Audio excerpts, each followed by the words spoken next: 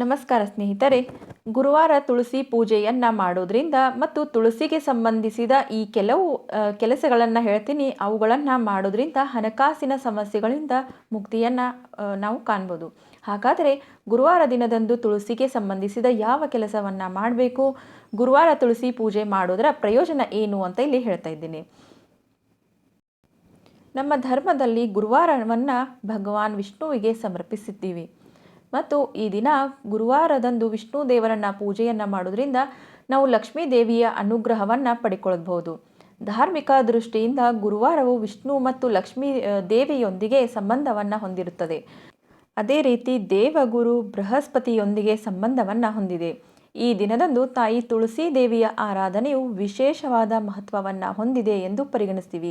ಈ ದಿನ ತುಳಸಿಯನ್ನು ಪೂಜೆ ಮಾಡೋದ್ರಿಂದ ವಿಷ್ಣುವು ಪ್ರಸನ್ನನಾಗ್ತಾನೆ ಮತ್ತು ಭಕ್ತರ ಎಲ್ಲ ಇಷ್ಟಾರ್ಥಗಳನ್ನು ಪೂರೈಸುತ್ತಾನೆ ಎಂದು ಹೇಳಲಾಗ್ತದೆ.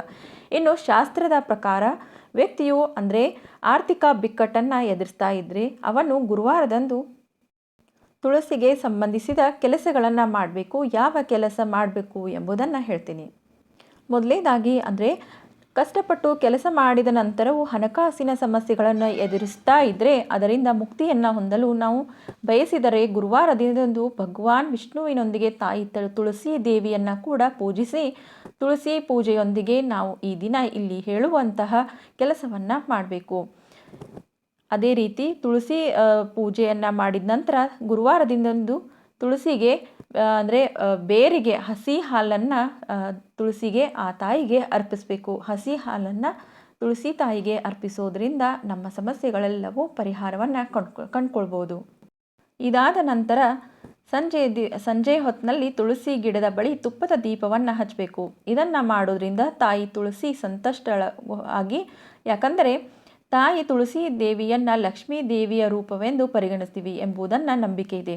ಆದ್ದರಿಂದ ನಾವು ತುಳಸಿಯನ್ನು ಮೆಚ್ಚಿಸೋದ್ರಿಂದ ಅದೇ ರೀತಿ ವಿಷ್ಣುವಿನ ಅನುಗ್ರಹವನ್ನು ಪಡ್ಕೋಬೋದು. ತುಳಸಿಯನ್ನು ನಾವು ಮೆಚ್ಚಿಸಿದ್ರೆ ವಿಷ್ಣುವಿನ ಅನುಗ್ರಹವನ್ನು ಪಡ್ಕೋಬೋದು. ವಿಷ್ಣು ಅನುಗ್ರಹ ಇದ್ದಲ್ಲಿ ಲಕ್ಷ್ಮೀ ದೇವಿಯ ಸಾನ್ನಿಧ್ಯ ಇದ್ದೇ ಇರ್ತದೆ ಅಂತಲೇ ಹೇಳ್ಬೋದು. ಇನ್ನು ಶಾಸ್ತ್ರದ ಪ್ರಕಾರ ಗುರುವಾರದ ಉಪವಾಸವನ್ನು ಬಹಳ ಫಲಪ್ರದ ಎಂದು ಪರಿಗಣಿಸ್ತೀವಿ.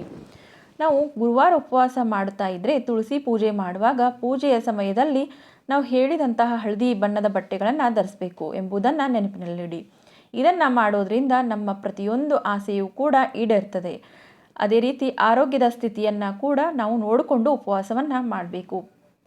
ಅದೇ ರೀತಿ ಭಗವಾನ್ ವಿಷ್ಣುವು ಬಾಳೆ ಗಿಡದಲ್ಲಿ ನೆಲೆಸಿರ್ತಾನೆ ಎನ್ನುವಂತಹ ನಂಬಿಕೆ ಇದೆ. ಹಾಗಾದರೆ ಗುರುವಾರದ ದಿನದಂದು ಬಾಳೆ ಗಿಡಕ್ಕೆ ನೀರನ್ನು ಅರ್ಪಿಸೋದ್ರಿಂದ ಹಣಕಾಸಿನ ಮುಂಗಟ್ಟನ್ನು ದೂರವನ್ನು ಮಾಡ್ಬೋದು. ಸಂಪತ್ತು ಮತ್ತು ಧಾನ್ಯಗಳ ಲಾಭವನ್ನು ನಾವು ಪಡ್ಕೋಬಹುದು ಅಂತ ಹೇಳ್ತಾ ಮತ್ತೆ ಮುಂದಿನ ವಿಡಿಯೋದಲ್ಲಿ ಸಿಗ್ತೀನಿ ಸ್ನೇಹಿತರೆ. ಎಲ್ಲರಿಗೂ ನಮಸ್ಕಾರ.